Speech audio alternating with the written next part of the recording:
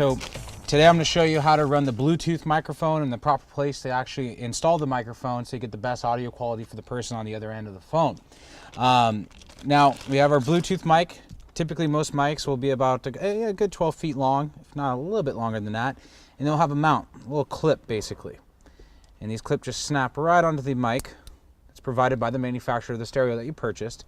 And there's a couple different ways of doing it. To be honest with you, I prefer mounting the mic right behind the rearview mirror, right on the headliner. So you clip it on the headliner and you're running your cable through the headliner and then down the A-pillar of the vehicle.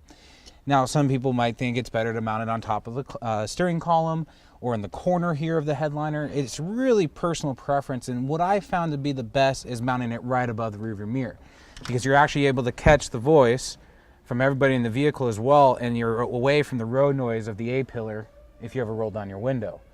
Because these little microphones actually have little repeaters on the side that will pick up almost everything that you say in the car. So we want to keep it in a nice isolated area to where it's not picking up any wind noise. So we're going to go ahead and mount it here right above the rearview mirror. So I'm going to turn the rearview mirror down. Now what you want to do is either get a good hold on the headliner and pull it down a tad bit. You can also use a pry tool to grab the headliner and hold it for you, whatever you like to do. I just like using my hands because I get more of a feel for things. And we're going to take the mic and basically bring the cable around so it stays nice and hidden on the hook here. And we're going to hook it onto the headliner, just as so. And we're going to slide it on over with your fingers. Dead center. So I usually use the mirror mount as reference. Now we got all this cable left over. Obviously we're not going to leave it running around the vehicle like this. So now we got to hide it and actually tuck the wire. So I usually start at the very end where the A-pillar's at. Pull the headliner down just a tad. Get caught up in there pretty good. So now all we have left is this portion of the cable to tuck. So you can take your pry tool or your hands, pull down the headliner just a tad bit, and you're going to tuck the wire into the headliner. Now the parts that get tight, you're going to want to use your pry tool.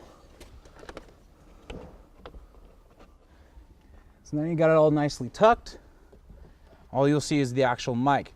Now one thing I want to advise you guys, be very careful when running the mic cable. These are very, very sensitive to be able to be pinched easily. So when you're running in an A-pillar like this, make sure you loom it across the factory wires that are going to your dome light, sunroof, etc. That way when you clip it back on, see these clips right here? The mic doesn't get pinched. Because if it gets pinched, what happens, the mic won't work, it won't pick up, and you'll get a lot of background static. So make sure you loom it with the factory harness, and you'll be golden. So we can do that with a couple zip ties. I'll show you guys right now. We only really need 2 to 3 zip ties. You don't need anything excessive. Now the wire can't be pinched in these panel clips here. Just ran against the factory loom. Perfect. Now once you shoot the wire down, you got the entrance of the dash if you remove the A-pillar.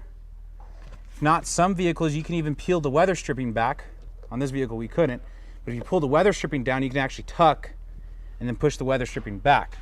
Now once it falls into the dash, you're basically going to be routing this cable across the steering column inside the dash over to your location of the radio. As you see here, we already routed the cable through the dash right there.